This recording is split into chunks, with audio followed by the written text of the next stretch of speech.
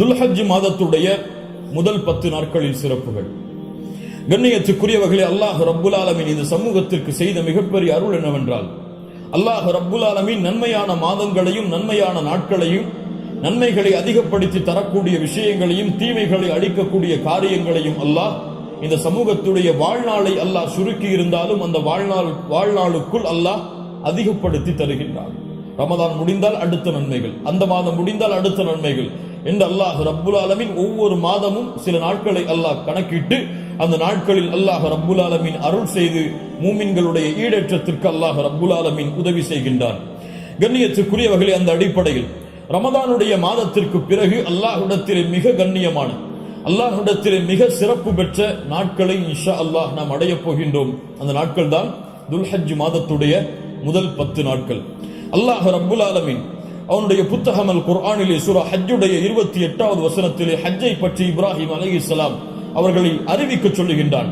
அப்போது அல்லாஹ் ரப்புல் ஆலமீன் ஹஜ்ஜுக்கு வருபவர்கள் செய்யக்கூடிய காரியத்தை பற்றி சொல்லும் பொழுது வயத்குருஸ்மல்லாஹி ஃபி அய்யாமின் மஅலூமாத், கணக்கிடப்பட்ட அந்த நாட்களில் அவர்கள் அல்லாஹ்வை புகழ்வார்கள்.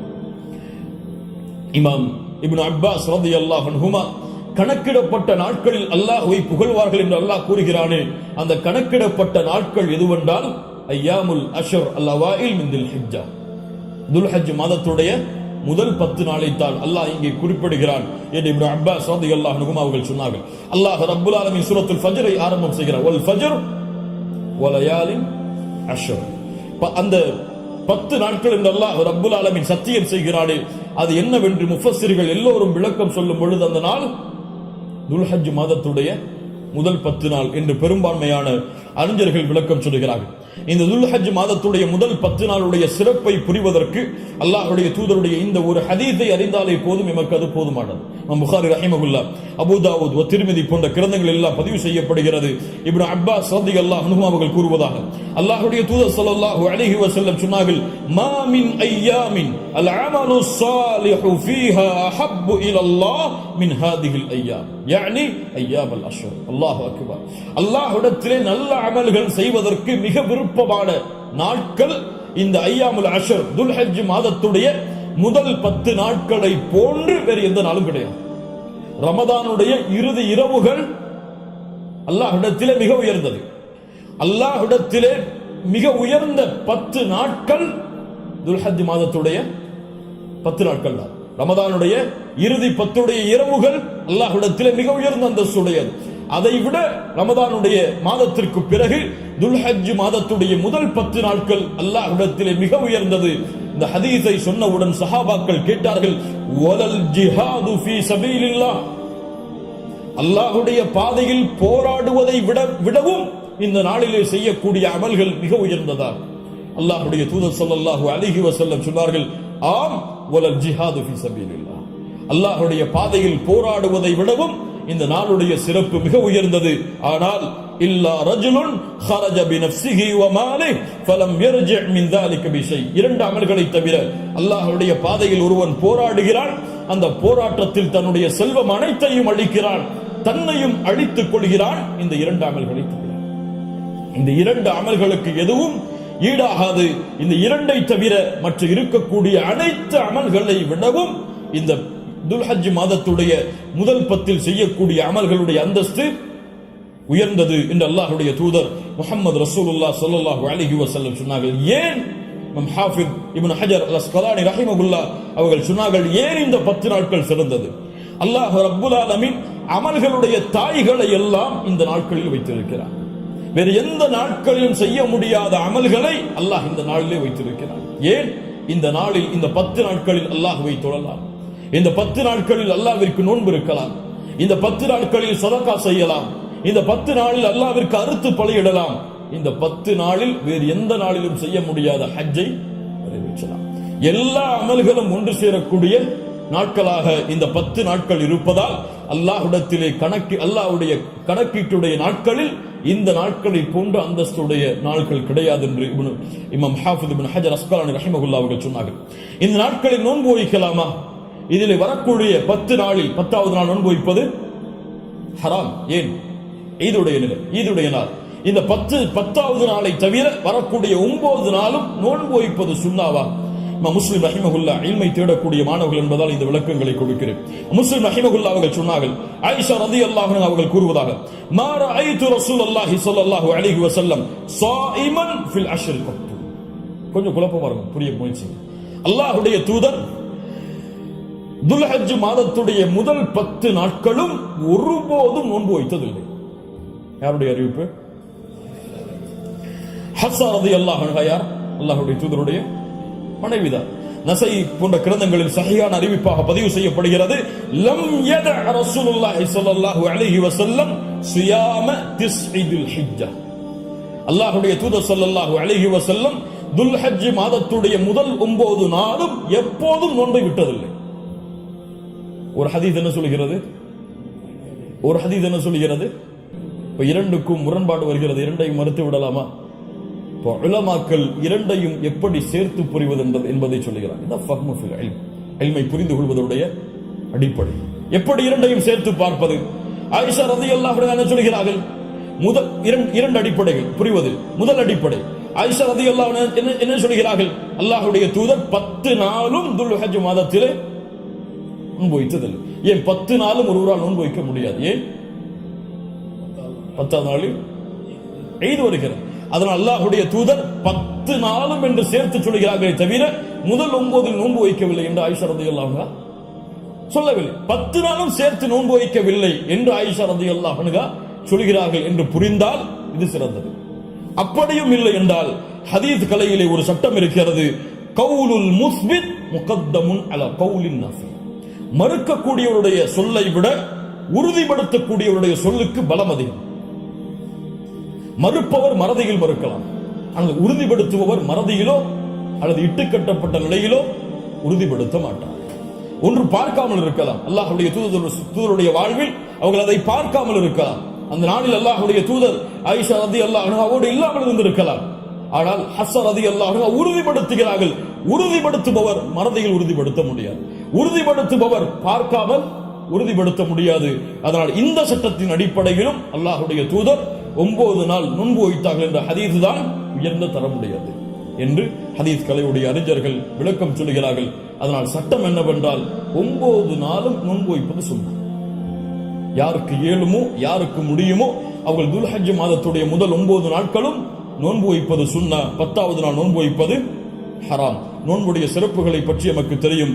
அல்லாஹ்வுடைய பாதையில் ஒருவர் அல்லாஹ்வுடைய முகத்தை நாடி ஒரு நாள் நோன்பு வைத்தால் பஅதல்லாஹு வஜ்ஹஹு அனின் நாரி 70 ஹரீஃபா. ஹரீஃபா என்றால் ஆம். அல்லாஹ்வுடைய தூதர் ஸல்லல்லாஹு அலைஹி வஸல்லம் சொன்னார்கள், அல்லாஹ்வுடைய பாதையில் அல்லாஹ்வுடைய முகத்தை நாடி ஒருவர் ஒரு நாள் நோன்பு வைத்தால் அல்லாஹ் ரப்புல் ஆலமீன் அவருடைய முகத்தை நரகத்தில் இருந்து 70 ஆண்டுகள் தூரமாக்குகிறார். அல்லாஹ் அக்பர்.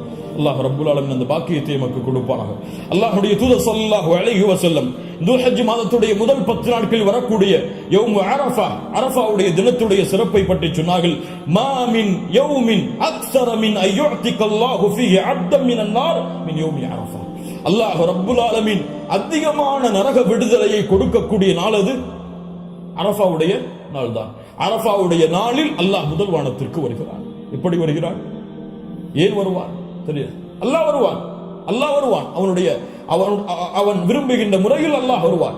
என்ன செய்வான்? கேட்பான், மா இவர்கள் எதை விரும்புகிறார்கள்? மா அராத ஹவுலா, இவர்கள் எதை விரும்புகிறார்கள்? வேறொரு ஹதீஸிலே அல்லாஹ் ரப்புல் ஆலமீன் அங்கே கூடியிருக்கக்கூடிய எல்லோருக்கும் அல்லாஹ் மன்னிப்பை வழங்குவான். அல்லாஹ் ரப்புல் ஆலமீன் அப்படிப்பட்ட மன்னிப்பாளர்களாக ஹஜ் செய்த நம்முடைய முஸ்லிம்களையும் மூமின்களையும் அல்லாஹ் ஆக்குவானாக. அல்லாஹ்வுடைய தூதர் ஸல்லல்லாஹு அலைஹி வஸல்லம் சொன்னார்கள், அரஃபாவுடைய அந்த இடத்தில் ஒன்று கூற முடியாத மூமின்களை, ஹஜ்ஜுக்கு செல்ல முடியாத மூமின்களுக்கு அல்லாஹ்வுடைய தூதர் சொன்னார்கள், ஸியாமு யௌமி அரஃபா. அரஃபாவுடைய நாளில் நோன்பு வைப்பது அவருடைய முன் சென்ற ஒரு வருடத்துடைய பாவத்திற்கும் பின் சென்ற ஒரு வருடத்துடைய பாவத்திற்கும் பாவ மன்னிப்பாக இருக்கும். அல்லாஹ் அக்பர். முன் சென்ற வருடத்துடைய ஒரு வருட பாவம் பின் சென்ற வருடத்துடைய ஒரு வருட பாவத்திற்கு மன்னிப்பாக அமையும் என்று அல்லாஹ்வுடைய தூதர் ஸல்லல்லாஹு அலைஹி வஸல்லம் சொன்னார்கள். அல்லாஹ்வுடைய தூதர் ஸல்லல்லாஹு அலைஹி வஸல்லம் சொன்னார்கள், அஃதலுத் துஆ துஆஉ யௌமி அரஃபா. துஆக்களில் மிக சிறந்தது அரஃபாவுடைய தினத்தில் கேட்கப்படும் துஆவாகும்.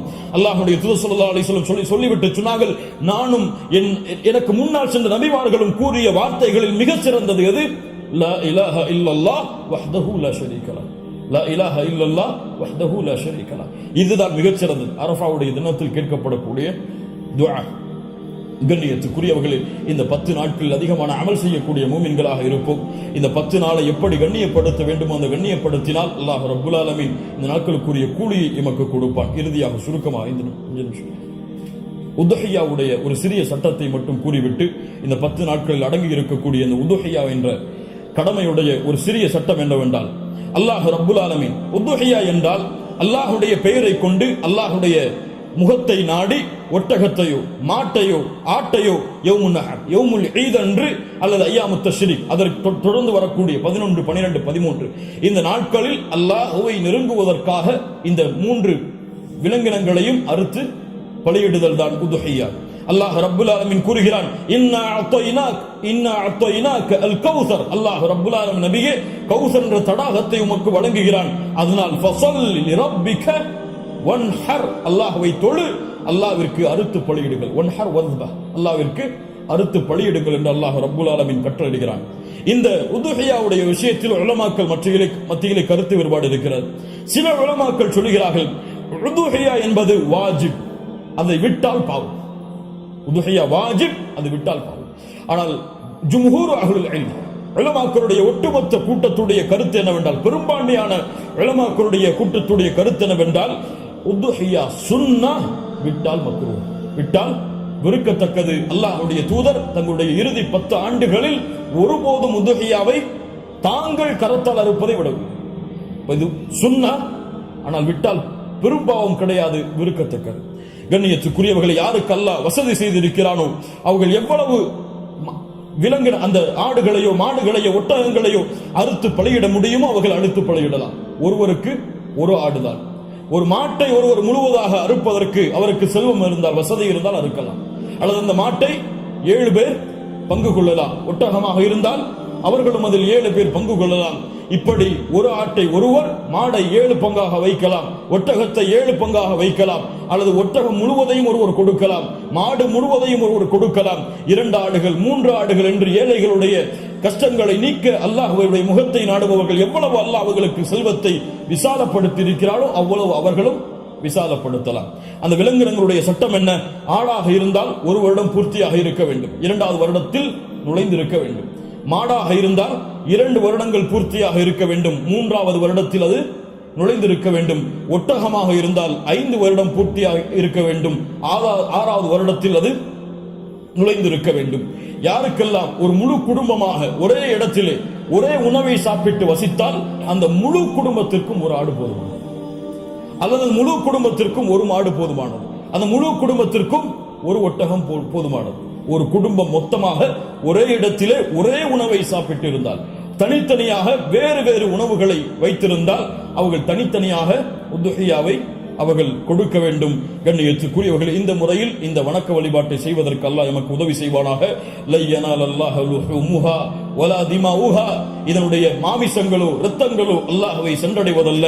வலாக்கின் யனாலுஹு தக்வா மின்கும், உங்களுடைய உள்ளத்தில் இருக்கக்கூடிய தக்குவாதான் அல்லாஹ்விடத்திலே சென்றடைகிறது.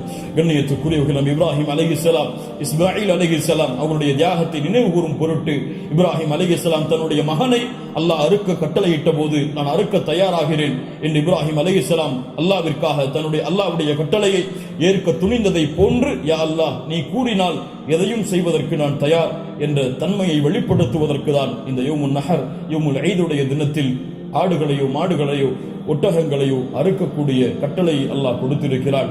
இது ஒரு சடங்காகவோ சம்பிரதாயமாகவோ இல்லாமல் அல்லாஹ்விற்காக செய்யப்படக்கூடிய வணக்க வழிபாடாக எண்ணி இன்று நியத்து வையுங்கள். அல்லாஹ் எனக்கு கொடுத்த செல்வத்தின் அடிப்படையில் இன்ஷா அல்லாஹ் இதை நான் விசாலப்படுத்துவேன். என்னால் எவ்வளவு முடியுமோ அவ்வளவு அல்லாஹ்வுடைய பாதையில் அறுத்து பலியிட்டு ஏழைகளுக்கும் நானும் அதிலிருந்து உண்பேன். கண்ணியத்துக்குரியவர்களை, சிறந்தது என்னவென்றால் நாம் வாழக்கூடிய இடங்களில் அறுத்து பலியிடுதல் தான் சிறந்தது. நாம் வாழாத ஊர்களில் அறுத்து பலியிடுதல் சிறந்தது கிடையாது, உலமாக்களுடைய குர்ஆன் சுன்னாவுடைய ஆதாரங்களின் அடிப்படையில். அதனால் நாம் அறுத்து முழுவதுமாக நாம எடுத்துக்கொள்ளலாம், அல்லது ஏழைகளுக்கு முழுவதுமாக கொடுக்கலாம், உறவினர்களுக்கு முழுவதுமாக கொடுக்கலாம். இதில் ஹதீஸ் அடிப்படையில் தெளிவான ஆதாரங்கள் எவ்வளவு பங்குகளை வைக்க வேண்டும் என்பதற்கு கிடையாது. ஆனால் 3 பங்காக வைத்து கொடுக்கப்பட வேண்டும் என்பது ஹதீஸ் கலையிலே ஹதீஸிலிருந்து இஜ்திஹாத் அதை ஆய்வு செய்து முடிவெடுத்த உலமாக்கள் இப்னு கையும் போன்றவர்கள் 3 பங்காக அதை வைத்து பங்கிட வேண்டும் என்று விளக்கம் சொல்கிறார்கள். இன்ஷா அல்லாஹ் அதுவும் சிறந்ததுதான். ஒரு பங்கு எமக்கு, இன்னொரு பங்கு உறவினர்களுக்கு, இன்னொரு பங்கு ஏழைகளுக்கும் கொடுத்து உதவலாம். அல்லது பங்குகள் முழுவதுமாக ஏழைகளுக்கும் கொடுக்கலாம். அதிலிருந்து நாமும் முழுவதுமாக சாப்பிடலாம். இதில் எந்த தவறும் கிடையாது. அல்லாஹ் ரப்புல் ஆலமீன் இன்னும் விளக்கங்கள் உங்களுக்கு தேவை இருந்தால் உலமாக்களை அணுகி அதை கேட்டுக்கொள்ளுங்கள். அல்லாஹ் ரப்புல் ஆலமீன் இந்த இறுதி 10 நாட்களை கண்ணியப்படுத்தக்கூடிய இந்த இறுதி 10 நாட்களில் அதிகமான அமல்களை செய்து அல்லாஹ்வுடைய பொருத்தத்தை பெறக்கூடிய நன்மக்களாக அல்லாஹ் ரப்புல் ஆலமீன் என்னையும் உங்களையும் ஆக்கி அருள் புரிவானாக. அஸ்ஸலாமு அலைக்கும் வரஹ்மத்துல்லாஹி வபரகாத்துஹு.